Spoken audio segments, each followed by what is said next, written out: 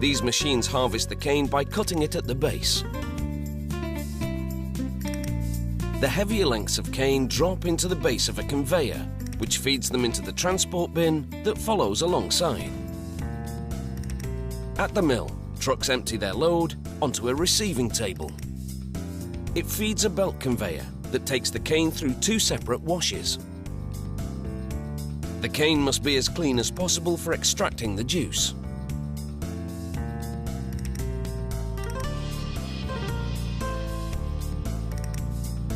But first, the cane's hard structure is broken down inside this crusher, where rotating hammers break the cane into small pieces. A conveyor loads it into a milling tandem designed to extract the sweet juice from the crushed cane.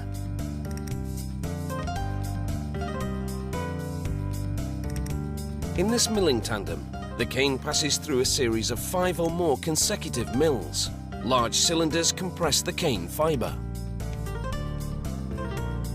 The juice pours out of the milling tandem and diverts into a channel away from the bagasse, the dry pulp that remains after extracting the juice.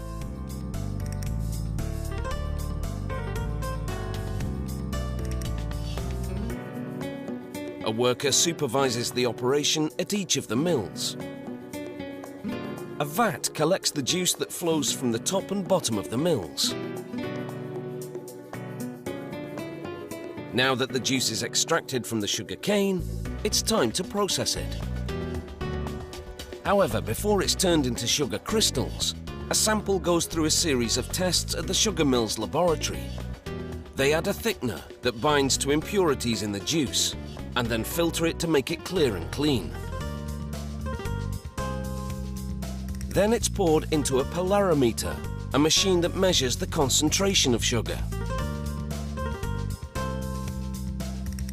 The juice from the mills now falls through this 10-metre-high tower as sulfur dioxide vapours rise through it. This process, known as sulfitation, bleaches the juice. Then it flows through a device that measures its pH level. While at a separate vat, workers add powdered lime to water, preparing a solution to which they will then add the juice.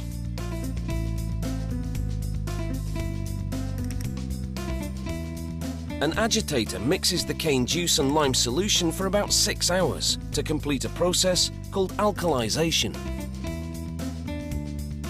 It regulates the juice's pH level and helps clarify it. In reaction to the lime, the juice's colour changes from brown to yellow.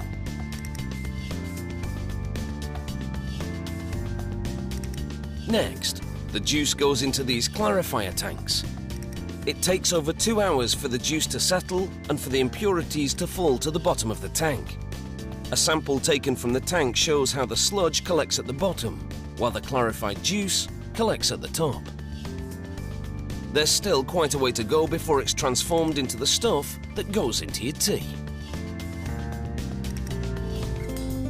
Workers filter the residue, known as mud, from the clarifier tanks to extract any remaining sugar.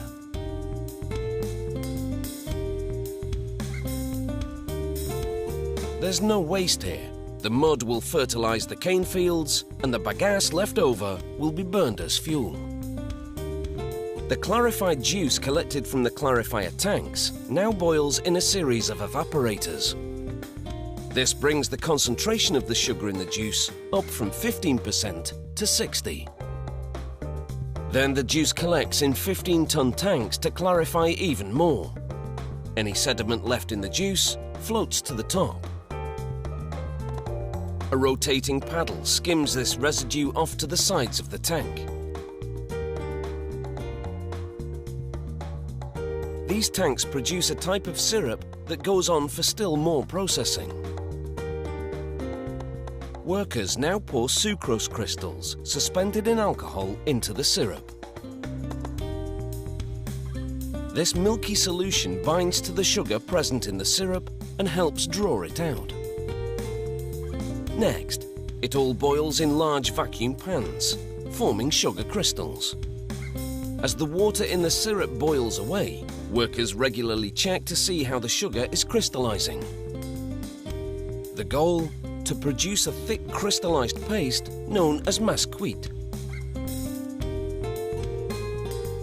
It then goes into a high-speed centrifugal machine to remove the sugar crystals from the uncrystallized syrup.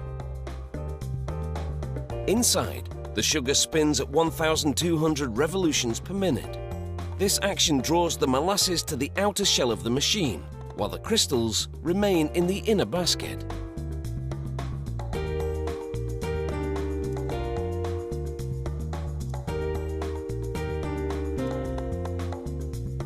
Sprays of water wash the crystals. Then the water is drawn out, so only the crystals remain. This centrifuge draws out moisture from the sugar, just like a washing machine on spin cycle dries your clothes.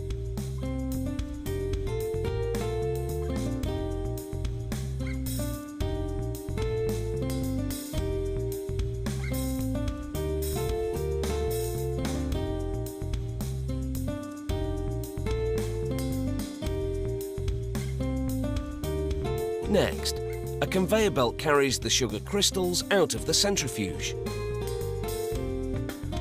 This mill produces raw sugar, which has more molasses and is unbleached, and plantation white sugar, which has less molasses and is bleached a brilliant white.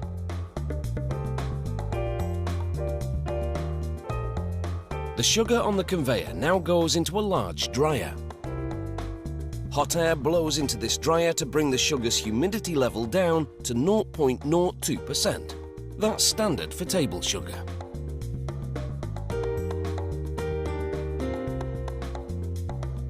The dried sugar pours out from the dryer into a bag on a scale. It's full when it weighs in at 1,000 kilos.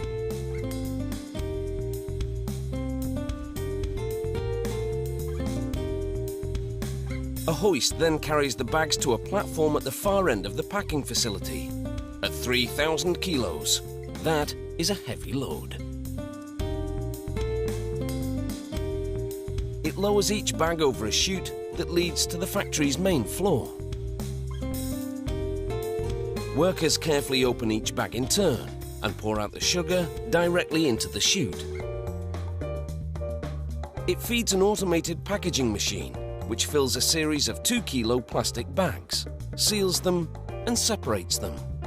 This packing facility produces 200,000 bags every day.